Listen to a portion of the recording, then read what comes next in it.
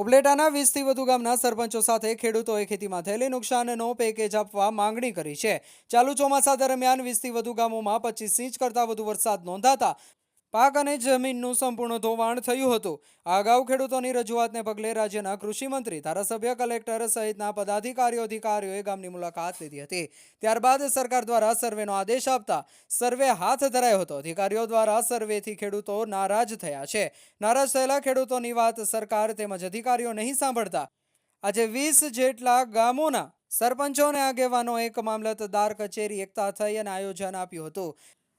આવેદનમાં ખેડૂતોને સરપંચોએ રેન્ડલી સર્વે કરવા માંગ ઉઠાવી હતી. આજે ખેડૂતોને સરપંચો દ્વારા જે આવેદન અપાયું છે અને ખેડૂતોએ માંગણી કરી છે તે ધ્યાને લેતા ખરેખર આદેશ કરવો જોઈએ, નહીંતર આવનારા દિવસોમાં ખેડૂતો આંદોલન કરશે તેવી ચીમકી ખેડૂત પ્રતિનિધિ મંડળે પણ આપી છે.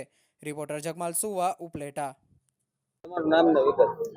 રાજકોટ જિલ્લાનું ઉપલેટા તાલુકાનું મેરવદર ગામ. મારું નામ મનસુખભાઈ છગનભાઈ કથિરિયા, ગામ મેરવદર, ત્યાંના સરપંચ છું.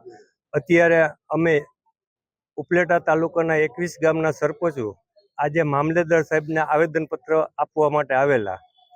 આવેદનપત્ર આપવાનું કારણ 26 જૂનથી અહીંયા વાવણી લાયક વરસાદ થયો અને ત્યાર પછી 14 તારીખથી અતિવૃષ્ટિ વરસાદ થયો. એમાં 18 તારીખે એક જ દિવસમાં 20થી 25 ઇંચ જેટલો વરસાદ આ એરિયામાં થયેલ છે.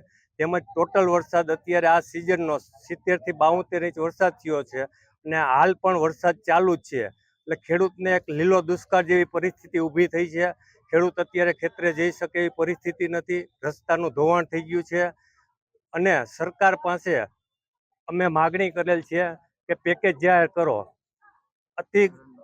અતિવૃષ્ટિ થયેલ એને કારણે કૃષિમંત્રી રાઘવજીભાઈ પટેલ, આપણા ધારાસભ્ય મહેન્દ્રભાઈ પાડલિયા, ડીડીઓ સાહેબ, કલેક્ટર સાહેબ તેમજ જિલ્લા વિકાસ અધિકારી, ખેતીવાડી અધિકારી સાહેબ પણ આ એરિયાની મુલાકાત લઈ ગયા છે. ત્યારે પણ અમે સૌ સરપંચોએ અને ખેડૂત આગેવાનોએ અમે સરકાર પાસે એટલી જ માગણી કરેલ છે કે અમને સર્વે માગણી છે પણ રેન્ડમલી સર્વે કરી આપો. રેન્ડમલી સર્વેમાં એક ગામ દીઠ 7 થી 8 ખેતરી સર્વે કરીને પેકેજ જાહેર કરે એવી માગણી છે. કારણ કે ખેતર જવા એવા રસ્તા નથી અને એક ખેતરનો જો સર્વે કરે તો મહિને દીએ પણ આ સર્વે પૂરો ન થાય.